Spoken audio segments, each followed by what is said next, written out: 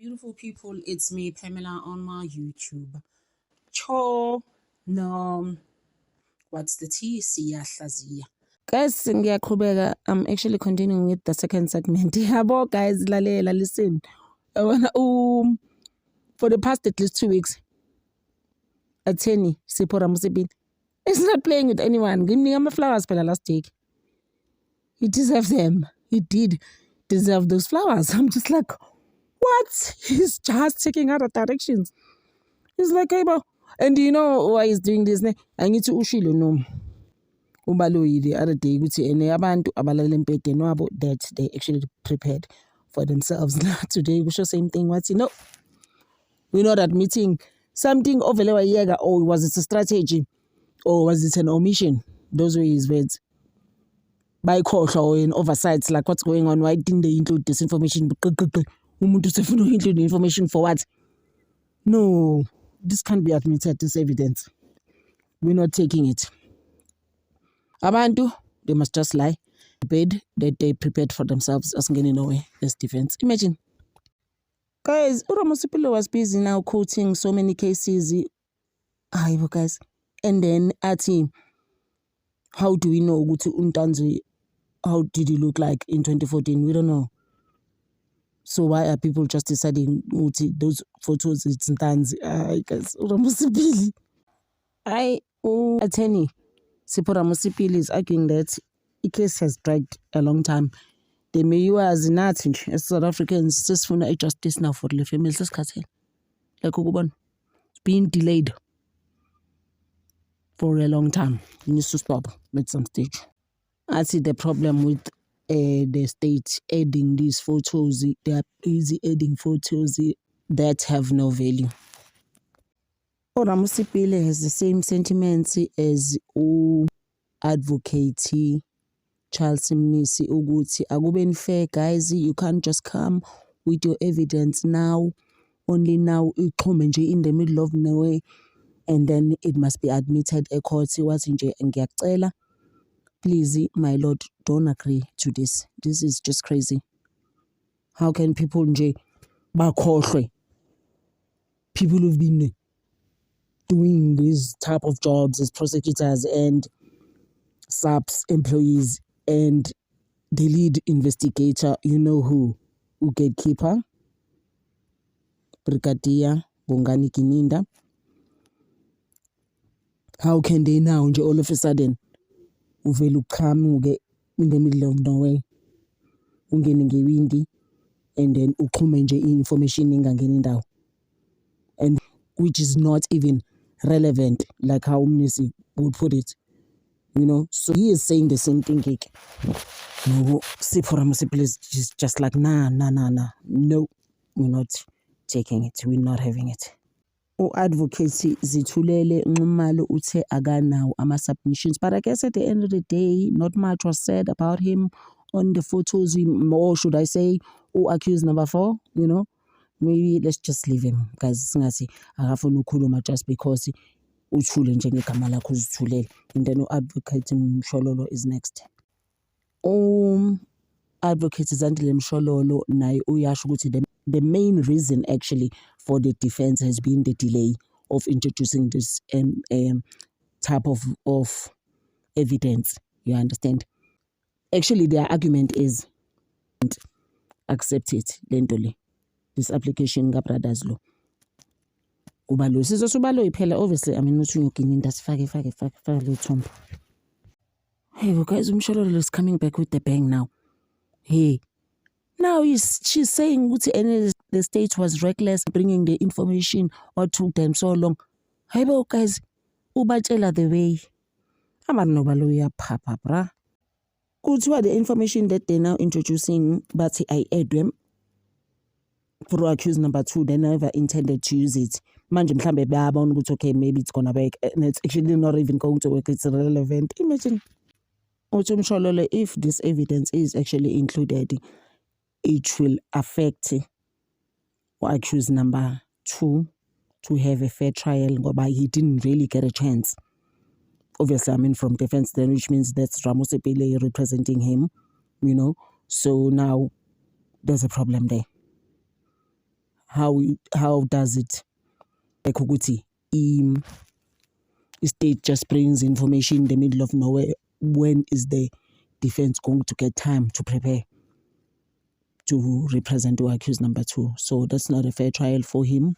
Therefore, we cannot admit it. I tell you, ngimnikeze isipeletu and the flower. Uthi futhi umshololo investigative officer, and you know who, right? Ubrigadier Bongani Nicholas Geninda, gatekeeper. He decided, so ibeka kanje umshololo uthi he picked and chose the photos that he wants. Okay, guys, but they're not gonna work in court, honestly. This is the same lead investigator on a selective memory. And umshololo further says ukuthi ene pick and choose la emenza Brigadier Geninda is not fair on accused number 3. You just choose whichever photos that you want to choose and leave the others. Why is that? She continued. Advocate Zandile Mshololo to say that the state was reckless. Like how attorney Sipora Mosipile said, they were reckless. Why couldn't they just give you this information in time and long time ago, not now? You know? I uqedele ngokuthi advocate Zandile Mshololo, no, it's not fair on accused number 3 and accused number 2 ukuthi ku-introduce information njena. Can we just continue with our lives, because we are not agreeing to the submission of this kind of evidence. One thing about Ubalo, it doesn't give up. He's just like, what? I don't care. I'm going to argue this. Uyoze avume Judge Rata Mokhatleng. I don't care what it takes. At that time, uphikisana and defense ukuthi they're not fair now. What makes them think ukuthi ene ba fair? I wish the information say it just because this decided and we've delayed to edit whatever, you know.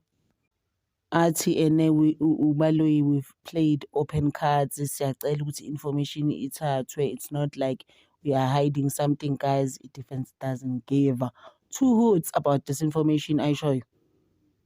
Ubaloyi, like I'm saying, Ubaloyi never gives up. No ngenzani.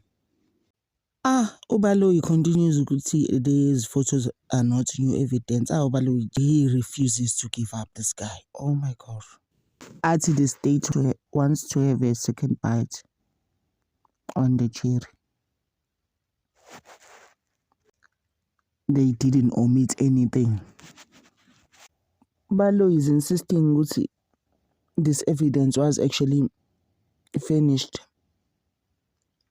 to the defense, and he's just forcing the defense ukuthi yazi ngicabanga ukuthi kuzogcina nina and you don't know me, ne? Yeah. Ujudge Rata uzongizwa. Who are you? Kubona leyo nto leyo. You spoke for a long time. I was just like, there's no need for this. If you yazazi indaba zakho, kubona leyo nto leyo. If you standing on something that you believe in, why would you try and justify yourself for such a long time, you know? You know, I just knew Rata was going to take the state side. That's why sometimes I feel like in it, now I told him envelope actually even monthly. It's so exhausting. Oh my gosh, I was just like, Uyangi Bora Urat. He will never repent. After people even felt a good dead apology, being a gaslighting parrots and some sarcasm going on. It wasn't genuine at all. Guys, I'm done. I knew he was going to admit this evidence, Gaga Balui, Geninda, and take it in as admissible. And it's not. It's a bit. I know, actually, it's not new, this evidence. The defense, they know about it. It's not the same, bruh. Like, they did give them those photos, but it's not the same thing. Rata, as you were speaking, I'm just like, and then you start to quote Myanmar's so many cases, Zango 1912 years, and try and justify this crazy story. It's a state. Hi, Urata. RTE defense, they know very well about this evidence. It's not like it was taken out of a hat of a magician. Guy, like a rat being taken out of a head of a magician. I'm just like, honestly, you'll never repent. You're the same person before you apologized. It defense is aware of this evidence. They were not ambushed. They mustn't act like abazi. They know. Kabanga, guys, imagine. Like I said, guys, Gucci is gonna be quoting from cases from 1912. I was right. One of the cases he was quoting from about the evidence because from a case ka 1920. Just imagine. Also, rata in terms of the law, not rata. State is allowed and entitled to bring evidence that they feel it's relevant. Like in Katelo rata. To rata, the court is persuaded and it does admit the state's application ukuthi those two witnesses must come. uButhelezi noNdlovu, Sergeant Buthelezi and Warrant Officer Ndlovu. Guys, we're going to continue later. No baby, Ronnie, Baloyi, Doctor. He's been waiting for his chance. And uyamazi ke izinto adume ngazo vele ama-phone number abantu anga-exist that uGilinda created plus bank statements. Those are his things. Baloyi vele athi you are going to do it, bruh, since you've just graduated as a doctor. So nje ngivele ngabhoreka guys ngale admission, but we're just gonna continue later ke sizwe ukuthi uButhelezi basuke sebe ready. uButhelezi, you know, right? I'm just like, honestly, benondlovu, they are ready. I'm told they are available. That's what I said last week. And you're not told anything. You are the one that calls them to come. So sizoke sime lapho guys, ngizoba eda uDr Sibanda, uRonnie Sibanda, ingane kaBaloyi later, and their entourage uButhelezi noNdlovu. Thank you so much guys for your support. Nginthanda over.